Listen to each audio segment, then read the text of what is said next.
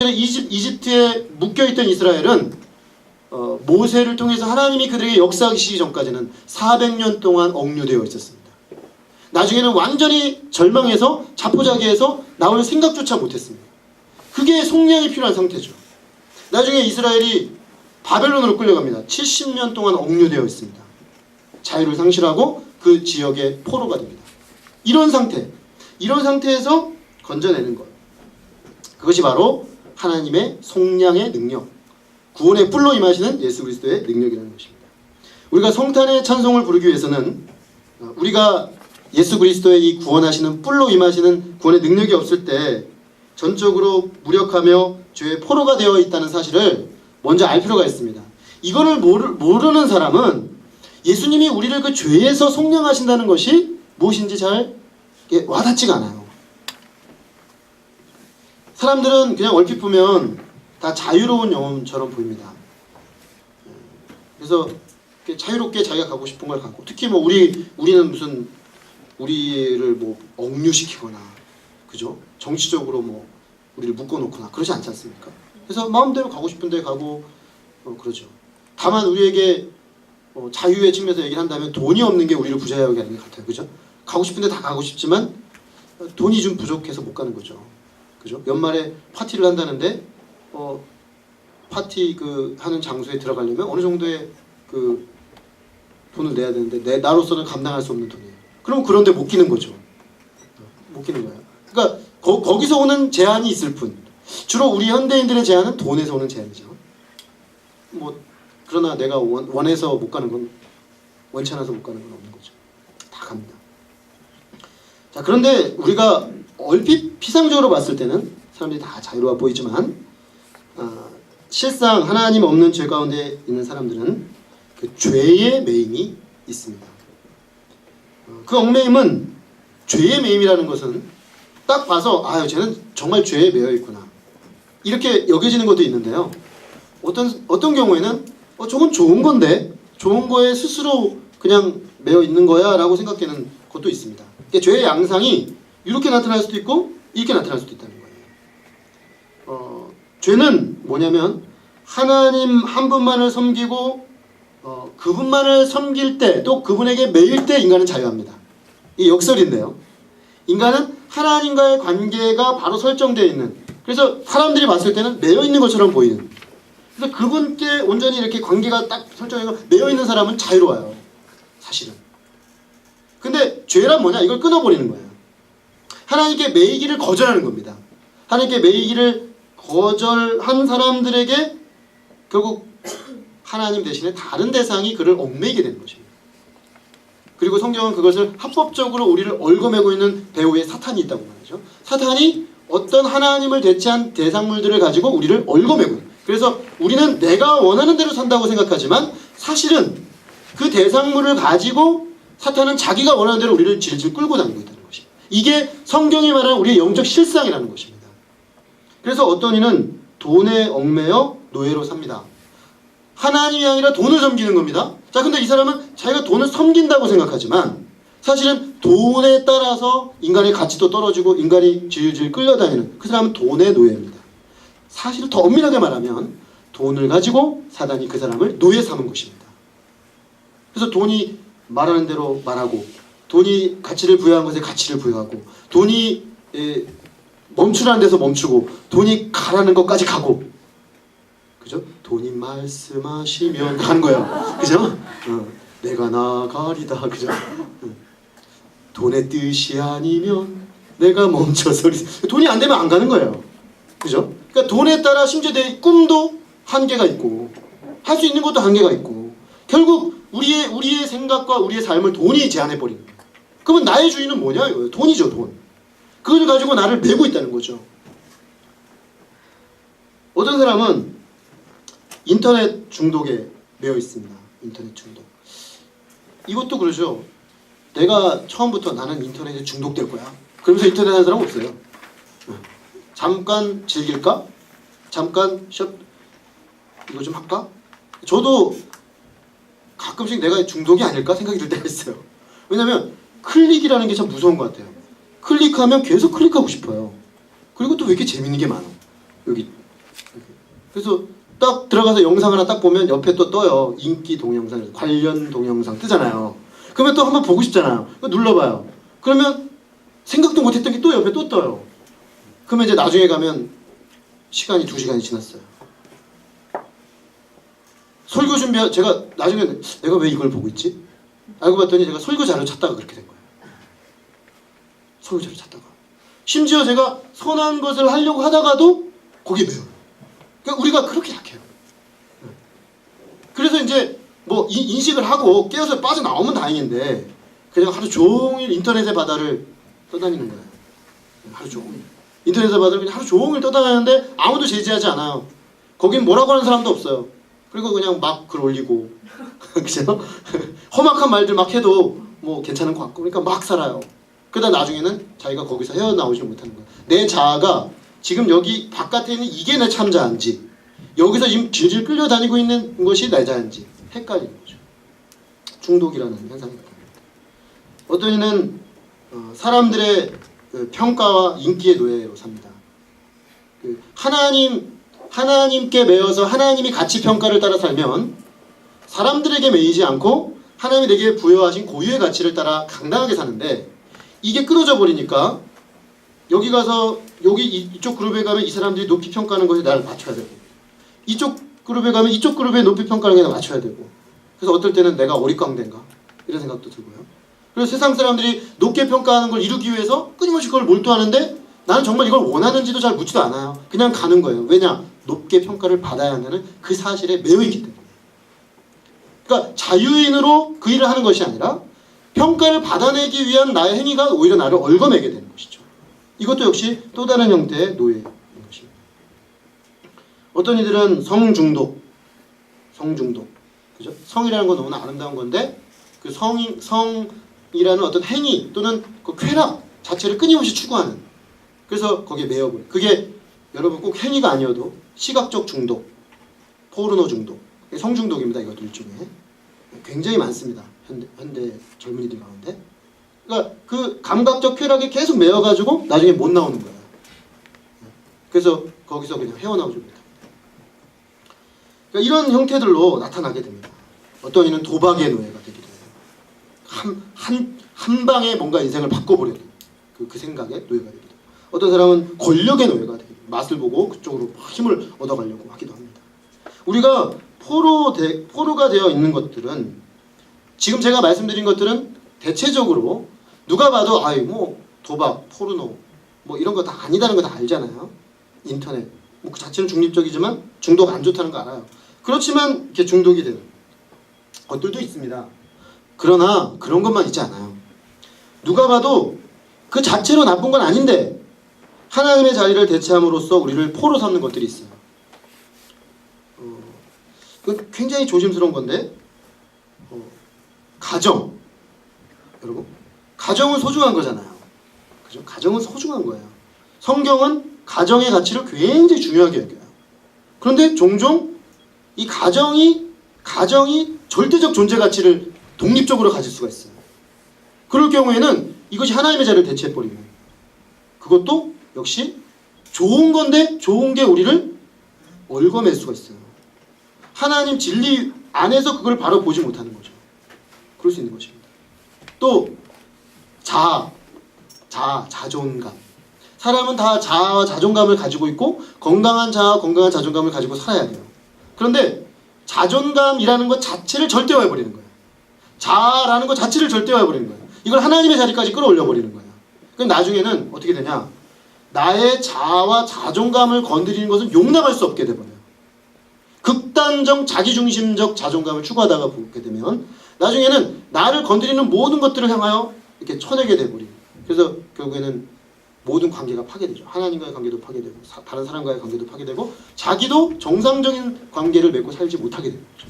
좋은 건데 건강한 자아를 맞아야 되는 건데 그것도 너무 올라가 버린 거예요. 이런 것도 있습니다. 심지어 행복은 중요한 거예요. 예수님 믿는 사람은 행복해요. 이게 정상적으로 봤을 때. 거기서 정의는 이겁니다. 행복은 우리의 상황과 조건과 형편에 따라 오는 게 아니라 하나님과의 관계에서 오는 겁니다. 하나님과의 관계가 좋으면 행복해요. 그런데 종종 하나님을 배제한 행복을 극단적으로 추구하는 사람들이 있습니다.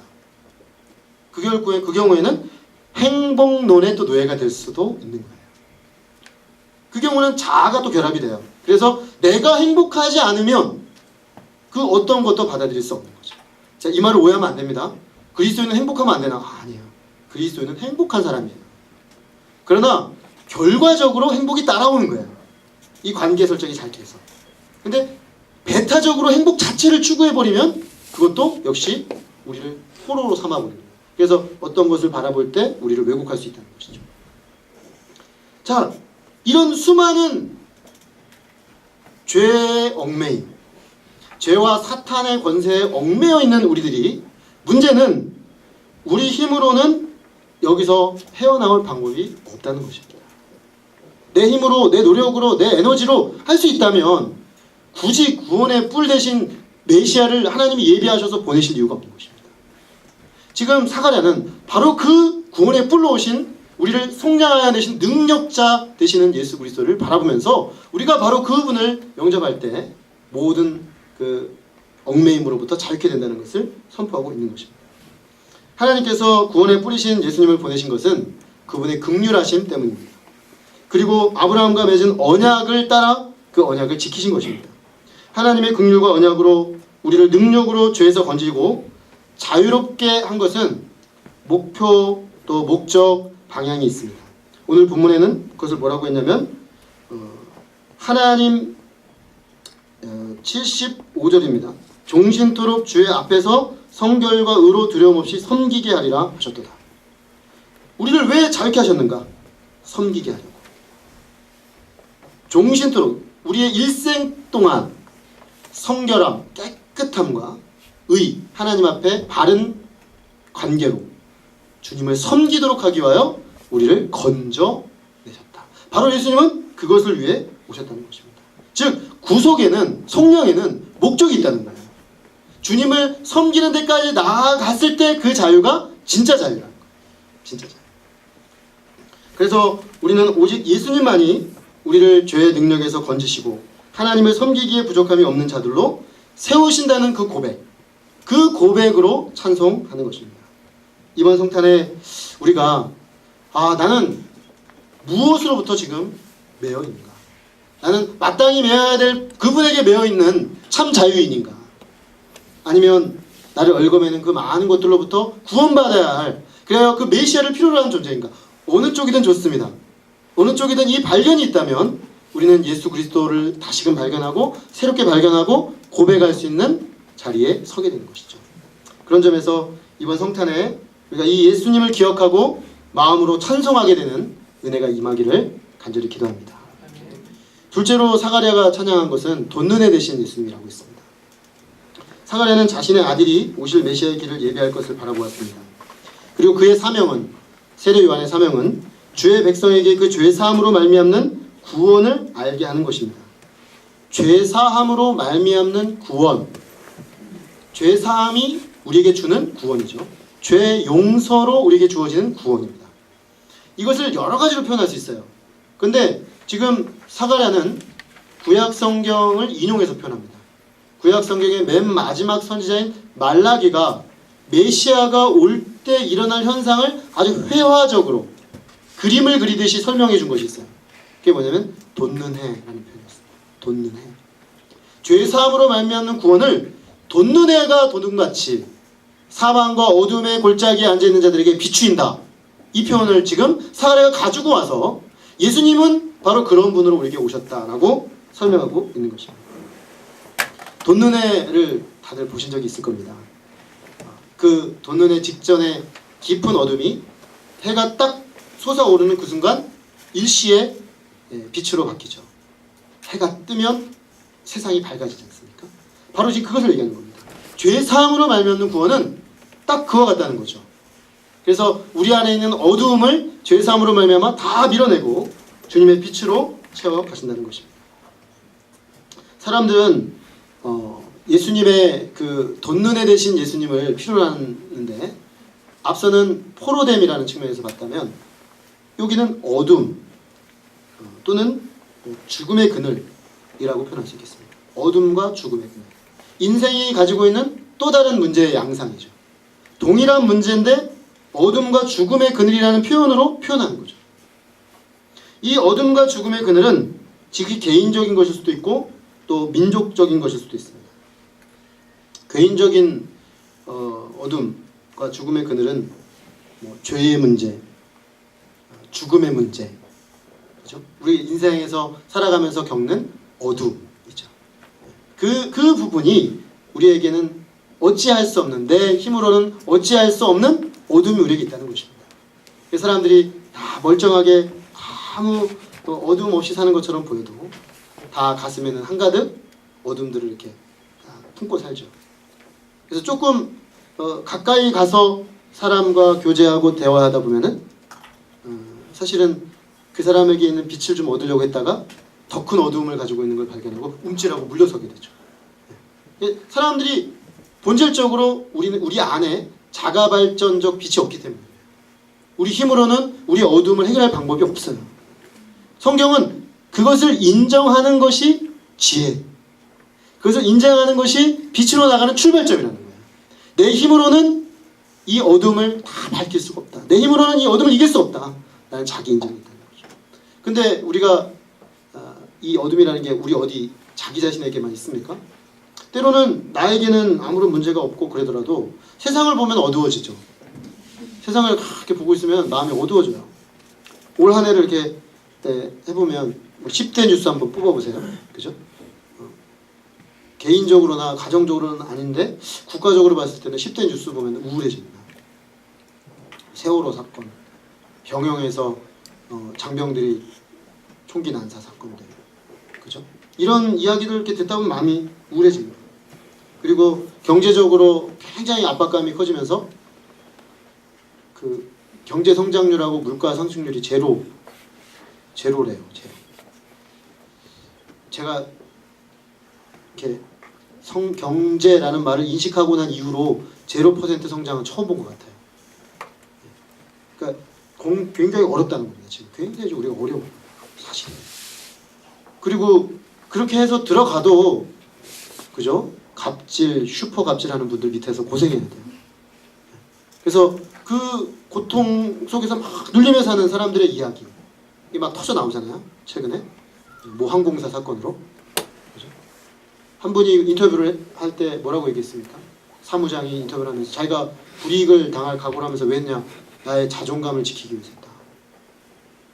얼마 전에 종영한 미생과 같은 드라마가 왜 사람들에게 공감을 불러일으킵니까?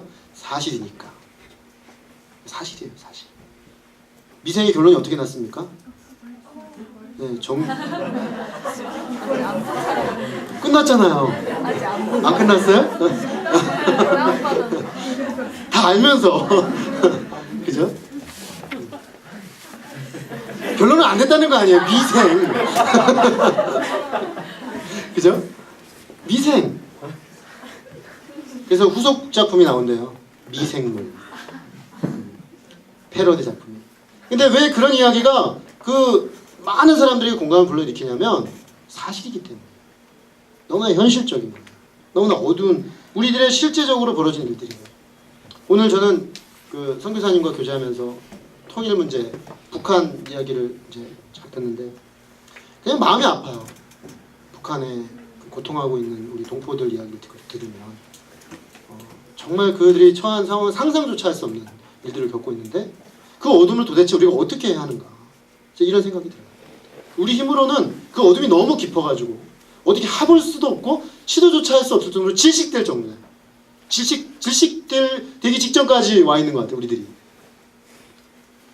자, 이런 우리들에게 예수님께서는 돋는해로 오셨다는 것입니다. 돋는해.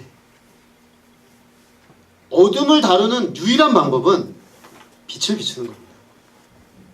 어둠은 분석한다고 좋아지는 게 아니에요. 분석하면 어둠은 더 깊어집니다.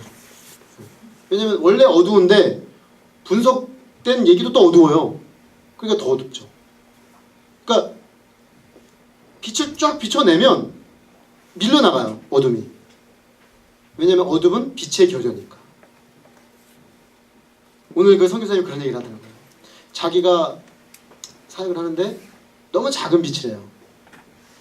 근데 놀라운 건 작은 빛들이 조금씩 모여가지고 모이면 이게 상당한 빛이 돼가지고 그 너무나 절망적인 그곳이 뭔가 생명의 역사가 일어나고 소망의 역사가 일어나고 움틀움틀거리는 역사가 일어난다는 거죠.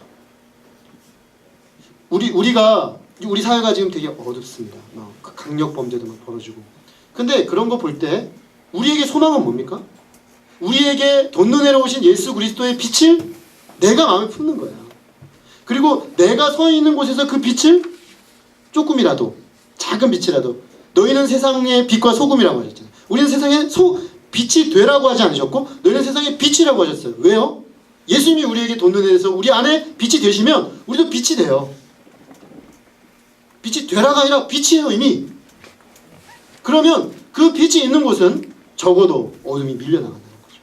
그런 사람들이 점점 더 많아지면 사회에 있는 어둠들이 물려나가는 거예요. 밀려나가는 거예요. 제가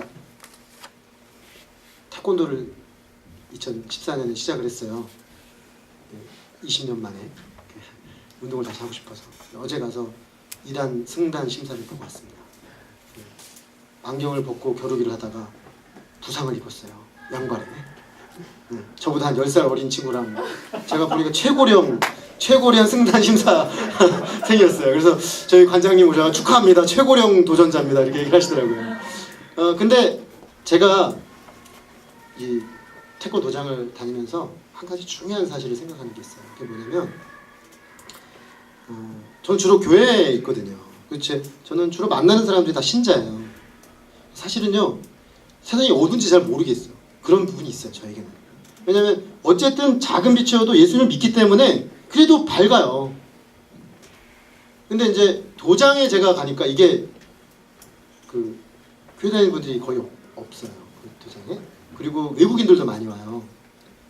근데 되게 흥미로운 건 뭐냐면 제가 뭘 한 게 아니에요. 난 내가 누군지도 알리지도 않았어요. 그냥 조용히 가서 잠깐 운동하고 돌아오고 그러거든요. 근데 좀 지나니까 다 알아요. 그 목사님 아들이 그 관장님 아들이 와가지고 저한테 목사님이셨어요? 이렇게 물어보는 거예요. 이번에 들었나 봐요. 그 또 뭐 어떤 그 우간다에서 온 그 태권도 하는 친구가 있어요. 그 친구도 와가지고 패스터 그러는 거예요.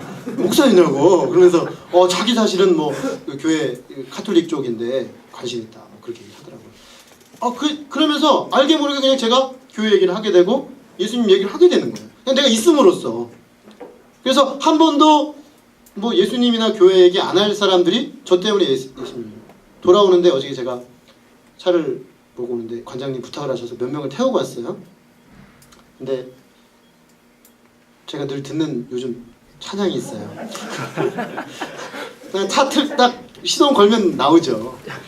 근데 이제 이걸 내가 꺼야 되나? 이 친구들에게 부담이 될 수 있겠다 싶어서 소리를 아주 조금맣게 해놨어요. 소심하게 한 4 정도로 들릴 듯 말 듯. 왜냐면 불편할 수 있잖아요. 끌까 하다가 그래도 들으면서 가면 좋으니까 조그맣게 해놨는데 저기 우간다에서 온 카톨릭 배경의 형제가 홀리 그러면서 키워달래 볼륨 업 그러는 거예요. 근데 너는 괜찮은데 저 다른 친구들이 좀 불편할 수 있을 것 같다 내가 볼 때. 그래서 좀 물어봐라 그랬어요. 그랬더니 오케이 그러는 거예요. 그래서 제가 쫙 올렸죠. 잘됐다 싶어가지고 쫙 올렸는데 올리니까 자연스럽게 어떻게 되냐면 거기서 나오는 그 가사들 그 손양원 목사님 순교자 손양원 목사님 메모리얼 음반이에요. 그래서 굉장히 좀 장중하죠 음악이. 듣더니 그러더라고요. sorrowful 그러더라고요. 좀 마음이 좀 정사가 좀 슬퍼지려고 그런대요. 제가 기회다 싶어가지고 Do you know 패터손? 그랬죠. 손양원 목사 아니야? 그래서 모르죠 당연히. 다 모를 거라고 생각하고 부른 거예요. 그러면서 얘기를 쭉 해줬어요. 그분이 어떤 분이고 한국교회 이런 분이 있고 그렇다. 그랬더니 또 같이 타셨던 30대 후반의 한 분이 그런 얘기를 하더라고요. 교회 음악도 요즘은 수준이 꽤 높아요. 그러는 거예요. 또 얘기를 걸어오시는 거예요. 제가 또 얘기를 그렇죠. 우리 요즘 기독교 안에 이런 게 있습니다. 이렇게 얘기하면서 쭉 얘기를 하면서 왔어요. 1시간 동안. 참 얼마나 행복한지. 그 작은 시반이지만 그들과 내 안에 계신 예수님, 그냥 그 빛을 나누기만 해도 훈훈해지는 거죠. 훈훈해지는 거예요. 내가 이 예수님이 없었다면, 이 빛 대신 예수님이 없었다면 저 한 사람의 어둠도 감당하지 못해가지고 그냥 주저앉아 살았을 것 같아요. 근데 이제는 이 빛, 돈눈에 대신 예수님이 내게 와서 사망과 어둠, 그 죽음의 그늘에 앉아있던 나를 빛으로 옮기셔서 이제는 또 다른 사망과 죽음의 그늘에 앉아있는, 그죠? 어둠의 그늘에 앉아있는 이들에게 빛을 나누는 삶을 살게 하신 하나님, 이 하나님 생각할 때 찬양하지 않을 수가 있겠습니까? 거기서 찬양이 터져 나오는 것입니다. 그 빛이 내 안에 있다는 사실만으로도 감격하게 되는 것이죠. 내가 뭐 그렇게 할 수 있는 능력이 있었던 것도 아닌데, 내 어둠만으로도 나는 자살할 뻔한 사람인데 살아야 될 이유를 발견하게 되는 빛, 내가 살아있음으로 누리는 그 아름다움들을 누리게 하시는 그 빛, 그것을 넘어서 이제는 이 세상의 어둠을 밝히는 그 빛, 그 빛으로 오신 예수님을 내가 얻었다는 것. 그 결국 죄사함으로 말미암은 구원은 뭡니까? 빛으로 임하는 구원인 것입니다. 빛의 역사를 이루시는 구원의 역사가 예수님의 오심으로 시작되었다는 것입니다. 그래서 오늘 마지막 말씀, 마지막 단어는 평화로 끝납니다. 평화. 평강의 길로 인도하는도다. 이 빛이 있는 사람, 이 빛이 있는 사람은 평화가 있습니다. 세상이 결코 무너뜨릴 수 없는 평화가 있는 것입니다. 그러므로 예수님을 영접한 사람들은, 이 아기 예수님을 영접하여 예수님이 내 안에 사시는 사람들은 그 예수님의 빛으로 말미암는 평화로 이 복잡 다단하고 서로 이익을 위하여 치고받고 싸우는 세상에서 평화를 만들어내는 그런 삶을 살 수가 있는 것입니다. 말씀을 맺습니다. 사가랴는 성탄 찬송을 할 수 없는 사람이었죠. 성탄의 메시지를 거부했던 사람이었습니다. 성탄에 아기 예수님이 이 땅에 오도록 하기 위하여 그 아들을 낳아야 했는데 그 아들이 오는 걸 거절했어요. 받아들이지 않았어요. 그래서 성탄 찬송을 할 수 없는 사람이었습니다. 그러나 하나님은 그를 고치셨죠. 그의 잠시 언어를 빼앗아 가시고 잠시 듣지 못하는 자신을 보게 하시기 위하여 10개월 동안 그가 듣지 못하고 보지 못하는 자각을 함으로써 그는 영적인 눈이 열리고 영적인 마음이 열려서 찬양할 수 있는 사람으로 변화되었어요. 그래서 10개월 후 다시 일어났을 때는 찬송하리로다! 힘있게 찬송하는 사람이 되었습니다. 하나님께서 이번 성탄에 우리 안에 정말 진정으로 마음으로 찬양할 수 있는, 그래야 마음을 고쳐주시는 그런 역사를 주시기를 기도합니다. 특별히 사가랴가 그랬듯이 구원의 뿌리요 돈눈에로 오셔서 우리의 힘으로는 결코 나올 수 없는 얽매임으로부터 우리를 건지시고 우리 힘으로는 결코 몰아낼 수 없는 어둠으로부터 우리를 건지시는 빛이요 능력이 되시는 예수님을 새롭게 영접함으로 이 주님을 마음껏 찬양하고 진정으로 찬양하는 자의 기쁨과 평안을 누리고 선포하는 우리 모두가 되기를 간절히 기도합니다. 기도하겠습니다. 하나님 아버지 감사합니다. 주님께서 정말 찬송할 수 없었던 우리들, 알아듣지 못하고 들려오는 소리가 어떻게 믿음으로 반응해야 되는지를 알지 못해서 어떻게 그럴 수 있습니까? 라고 반문하며 불신에 찬 거부로 결국에는 빛이 오는 그 역사에 우리 자신을 드리고 우리 마음을 열어드리기보다는 거부하고 결국에는 귀 막고 또 마음 닫고 눈이 닫힌 채로 아무런 주님을 향한 찬송도 할 수 없는 상태로 살 수밖에 없던 영적으로 죽은 우리들을 주께서 흔들어 깨우시고 사가랴를 그 10개월의 시간을 통해서 자기 안에 있는 영적인 무지와 그 영적인 어두움과 그 영적인 한계를 깨닫게 하셔서 참으로 노래할 수 있는 자로 바꾸셨듯이 오늘 우리도 주님을 향하여 찬송할 수 있는 자로, 특별히 아기 예수님의 오심의 의미를 알고 구원의 뿌리요 돈눈에로 오신 예수님을 찬송할 수 있는 자로 우리를 불러주셔서 참으로 감사합니다. 하나님, 우리가 이 성탄의 계절에 그저 아무 의미 없이 시끄럽게 시끌벅적하게 뛰어노는 세상의 성탄절이 아니라, 또는 정말 사람들이 기뻐 찬송하고 있지만 나는 도대체 그 의미를 알 수 없어서 도저히 내 마음으로 찬송할 수 없는 그런 슬픈 성탄이 아니라 정말 이 아기 예수님이 이 땅에 오신 것의 그 의미를 알고 그 주님의 빛과 그 주님의 그 생명의 능력을 심령에 모셔드려서 마음 저 깊은 곳에 터져나오는 참 기쁜 성탄의 찬양, 세상의 그 어떤 것들로 흔들 수 없는 평화의 찬양으로 주님께 찬송 올려드리는 복된 성탄 되게 하여 주옵시기를 간절히 기도합니다. 주님 이 자리에 나온 귀한 한 분 한 분의 심령에 성탄의 은혜로 새롭게 탄생하는 2014년 되게 축복하여 주기를 기도합니다. 감사하고 저는 예수 그리스도의 이름으로 기도했습니다. 아멘.